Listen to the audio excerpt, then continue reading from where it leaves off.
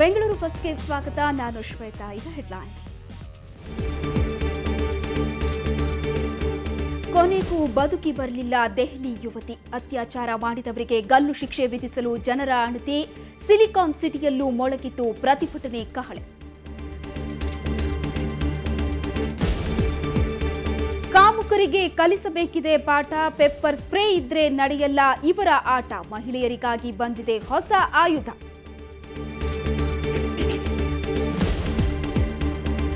ಗರ್ಭಿಣಿ ಅಂತ ಆಸ್ಪತ್ರೆ ಸೇರಿದ್ಲು, ಬೇರೆಯವರ ಮಗು ಕದ್ದು ತನ್ನದು ಅಂತು ಸುಳ್ಳು ಸರ್ಟಿಫಿಕೇಟ್ ಕೊಟ್ಟ ಡಾಕ್ಟರ್ ಕೂಡ ಅರೆಸ್ಟ್. ಹಾಡ ಹಗಲೇ ಹೆಲ್ಮೆಟ್ ಹಾಕೊಂಡು ಬಂದ್ರು, ಚಾಕುವಿನಿಂದ ಇರಿದು ಕೊಂದು ಹಾಕಿದ್ರು. ಹನುಮಂತನಗರದಲ್ಲಿ ಎಂಜಿನಿಯರ್ ಹತ್ಯೆ.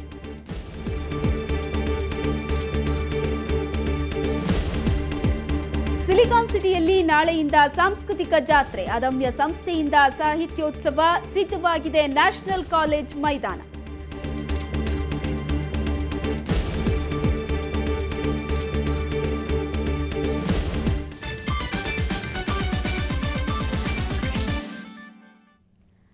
ದೆಹಲಿಯ ಅತ್ಯಾಚಾರ ಪ್ರಕರಣ ಇವತ್ತು ಬಿಬಿಎಂಪಿ ಸಭೆಯಲ್ಲೂ ಪ್ರಸ್ತಾಪವಾಯಿತು. ಪ್ರಕರಣಕ್ಕೆ ತೀವ್ರ ಖಂಡನೆಯೂ ವ್ಯಕ್ತವಾಯಿತು. ಯಾರ್ಯಾರು ಏನ್ ಹೇಳಿದ್ರು ಅನ್ನೋದನ್ನ ಬನ್ನಿ ನೋಡೋಣ.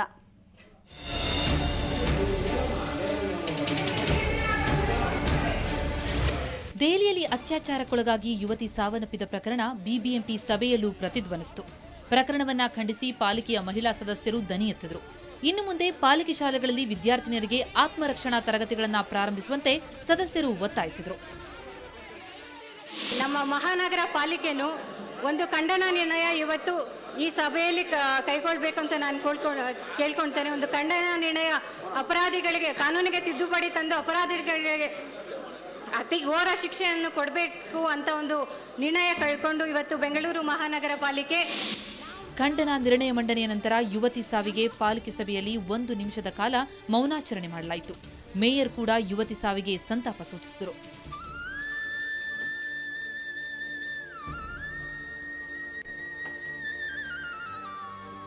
ಅವರ ಕುಟುಂಬಕ್ಕೆ ಅವರ ತೀರ್ಕೊಂಡಿರೋದನ್ನು ಭರಿಸೋಂಥದ್ದು ಶಕ್ತಿ ಇದೆ ಭಗವಂತ ನೀಡಲಿ.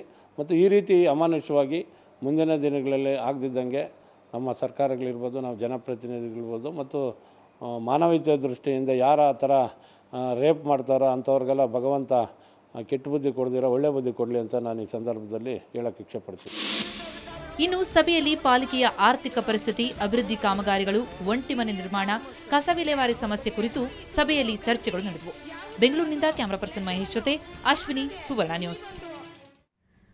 15 ದಿನಗಳ ಕಾಲ ಜೀವನ್ ಮರಣದ ನಡುವೆ ಹೋರಾಟ. ಆದರೆ ಕೊನೆಗೆ ಜೀವ ಉಳಿಲೇ ಇಲ್ಲ. ದೆಹಲಿ ಅತ್ಯಾಚಾರ ಪ್ರಕರಣದಲ್ಲಿ ಆಸ್ಪತ್ರೆ ಸೇರಿದ್ದ ಯುವತಿ ಸಿಂಗಾಪುರದಲ್ಲಿ ಕೊನೆಯುಸಿರೆಳೆದಿದ್ದಾಳೆ. ಈ ಸುದ್ದಿ ತಿಳಿತಾ ಇದ್ದಂತೆ ಎಲ್ಲಾ ಕಡೆ ಪ್ರತಿಭಟನೆ ಮುಳುಗಿದೆ. ಬೆಂಗಳೂರಿನಲ್ಲೂ ಹಲವೆಡೆ ಪ್ರತಿಭಟನೆ ನಡೆದಿದ್ದು ಸರ್ಕಾರದ ವಿರುದ್ಧ ಆಕ್ರೋಶ ವ್ಯಕ್ತವಾಗಿದೆ.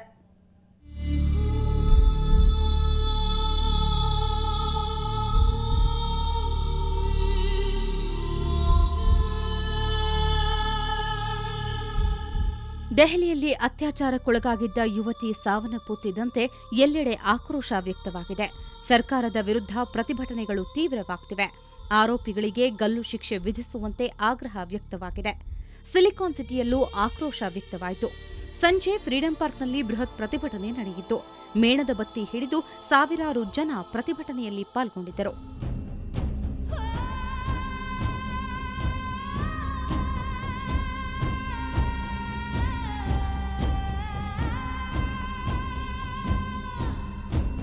ಸುವರ್ಣ ನ್ಯೂಸ್ ಕಚೇರಿಯಲ್ಲೂ ಮೃತ ಯುವತಿಗೆ ಶ್ರದ್ಧಾಂಜಲಿ ಸಲ್ಲಿಸಲಾಯಿತು.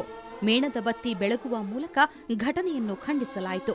ಸುವರ್ಣ ನ್ಯೂಸ್ ಮತ್ತು ಕನ್ನಡಪ್ರಭ ಪ್ರಧಾನ ಸಂಪಾದಕ ವಿಶ್ವೇಶ್ವರ ಭಟ್ ಸೇರಿದಂತೆ ಎಲ್ಲಾ ಸಿಬ್ಬಂದಿ ಹಾಜರಿದ್ದರು.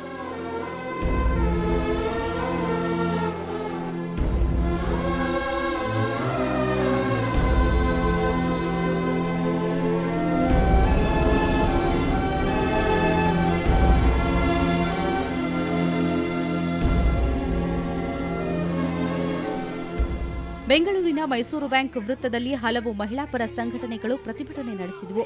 ಈ ವೇಳೆ ಮಾತನಾಡಿದ ಹಿರಿಯ ಸಾಹಿತಿ ಅನಂತಮೂರ್ತಿ, ರಾಜ್ಯದ ರಾಜಕಾರಣಿಗಳಿಗೆ ಮಹಿಳೆಯರ ರಕ್ಷಣೆ ಬಗ್ಗೆ ಯಾವುದೇ ಕಾಳಜಿ ಇಲ್ಲ ಅಂತ ಆಕ್ರೋಶ ವ್ಯಕ್ತಪಡಿಸಿದರು.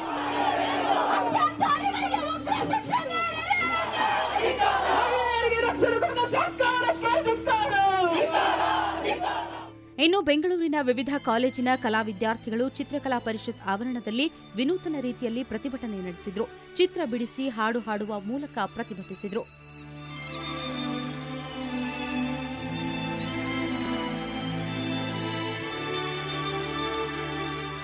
ಮಲ್ಲೇಶ್ವರಂ ಮಹಿಳಾ ಅಸೋಸಿಯೇಷನ್ ಕಾಲೇಜಿನ ವಿದ್ಯಾರ್ಥಿಗಳು ಪ್ರತಿಭಟನೆ ನಡೆಸಿದ್ರು. ಅತ್ಯಾಚಾರಿಗಳ ವಿರುದ್ಧ ಸರ್ಕಾರ ಕಠಿಣ ಕ್ರಮ ತೆಗೆದುಕೊಳ್ಳಬೇಕು ಅಂತ ಆಗ್ರಹಿಸಿದ್ರು. ಬೆಂಗಳೂರಿನ ಮಹಾತ್ಮ ಗಾಂಧಿ ರಸ್ತೆಯಲ್ಲಿ ವಿಮೆನ್ಸ್ ವಾಯ್ಸ್ ಮಹಿಳಾ ಸಂಘಟನೆ ಪ್ರತಿಭಟನೆ ನಡೆಸಿತು. ದುಷ್ಕರ್ಮಿಗಳ ವಿರುದ್ಧ ಘೋಷಣೆ ಕೂಗಿದ ಪ್ರತಿಭಟನಾಕಾರರು ಆರೋಪಿಗಳಿಗೆ ಗಲ್ಲು ಶಿಕ್ಷೆ ಆಗಬೇಕೆಂದು ಆಗ್ರಹಿಸಿದರು.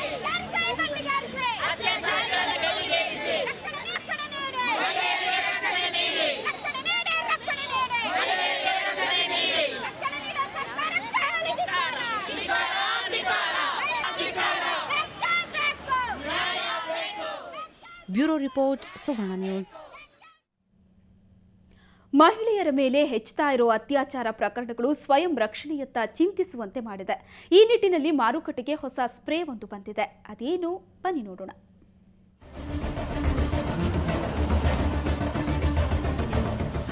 ತಡರಾತ್ರಿ ಆಫೀಸ್ನಲ್ಲಿ ಖಾಲಿ ರಸ್ತೆಗಳಲ್ಲಿ ಒಂಟಿಯಾಗಿ ಬರೋ ಮಹಿಳೆಗೆ ಯಾವತ್ತೂ ಅಪಾಯ ಕಾತತ್ತೆ. ಅದಕ್ಕಾಗಿ ಇವತ್ತಿನ ಯುವತಿಯರು ಪೆಪ್ಪರ್ ಸ್ಪ್ರೇಗಳ ಮೊರೆ ಹೋಗ್ತಿದ್ದಾರೆ. ಒಂದಲ್ಲ 10 ಜನ ಹಿಂದೆ ಬಿದ್ದರೂ ಒಂದೇ ಸ್ಪ್ರೇಗೆ ಅವರಿಂದ ತಪ್ಪಿಸ್ಕೊಳ್ಬಹುದು ಅನ್ನೋದೇ ಇದರ ವಿಶೇಷತೆ. ಬಟ್ ಅದರಿಂದ ಏನು ಪ್ರಾಬ್ಲಮ್ ಆಗಲ್ಲ. ಜಸ್ಟ್ ಒಂದು ಹಾಫ್ ಆನ್ ಅವರ್ ಅವ್ರಿಗೆ ಅದರ ಬ್ಲೈಂಡ್ ಥರ ಆಗುತ್ತೆ, ಉರಿ ಬರುತ್ತೆ. ಅಟ್ಲೀಸ್ಟ್ ನಾವು ಯಾರಿಗಾದ್ರು ಪೊಲೀಸ್ ಸ್ಟೇಷನ್ಗೆ ಹೋಗ್ಬೋದು, ಇಲ್ಲ ಅಟ್ಲೀಸ್ಟ್ ನಾವು ಎಸ್ಕೇಪ್ ಆಗ್ಬೋದು. ಹಾಫ್ ಆನ್ ಅವರ್ ಟೈಮ್ ಇರುತ್ತೆ. ಸೊ ಹಾಗಾಗಿ ಸೇಫ್ ಸೈಡ್ಗೋಸ್ಕರ ಪೆಪ್ಪರ್ ಸ್ಪ್ರೇನ ಯಾವಾಗಲೂ ಜೊತೆಲೇ ಇಟ್ಕೊಂಡಿರ್ತೀವಿ. ಕೋಬ್ರಾ ಹೆಸರಿನ ಇದನ್ನ 8 ಅಡಿ ದೂರದಲ್ಲಿದ್ರೂ ಸ್ಪ್ರೇ ಮಾಡಬಹುದು. ಹಿಂದೆ ಬಿದ್ದವರು ಕನಿಷ್ಠ ಅರ್ಧ ಗಂಟೆ ಕಣ್ಣುರಿಯಿಂದ ಒದ್ದಾಡ್ತಾರೆ. ಈ ಸಮಯದಲ್ಲಿ ಮಹಿಳೆಯರು ತಪ್ಪಿಸ್ಕೊಳ್ಬಹುದು. ಸೊ ಇದು ನೀವು ಸ್ಪ್ರೇ ಮಾಡೋದ್ರಿಂದ ಏನಾಗುತ್ತೆ ಅಂದರೆ ಒಂದು ಹಾಫ್ ಆನ್ ಅವರ್ವರೆಗೂ ಎದುರುಗಡೆ ಬಂದಿರೋ ಮನುಷ್ಯನಿಗೆ ಕಣ್ಣು ಮೊಬ್ಬು ಮಾಡಿಸ್ಬೋದು, ಇಲ್ಲಾಂದರೆ ಕಣ್ಣುರಿ ಥರ ಬರುತ್ತೆ. ಸೊ ಆ ಟೈಮಲ್ಲಿ ನೀವು ಸ್ಪ್ರೇ ಮಾಡೋ ಟೈಮಲ್ಲಿ ನೀವು ಒಂದು ಪೊಲೀಸ್ಗಾದರೂ ಕಾಲ್ ಮಾಡ್ಬೋದು, ಇಲ್ಲ ನೀವು ಎಸ್ಕೇಪ್ ಆಗೋದಕ್ಕೆ ಏನು ಮಾಡ್ಬೋದು ಅದು ಮಾಡ್ಕೋಬೋದು. ಈ ಸ್ಪ್ರೇ ಎಲ್ಲ ಹೆಲ್ತ್ ಅಂಡ್ ಗ್ಲೋ ಮಳಿಗೆಗಳಲ್ಲಿ ಸಿಗುತ್ತೆ. ಆನ್ಲೈನ್ನಲ್ಲೂ ಲಭ್ಯ.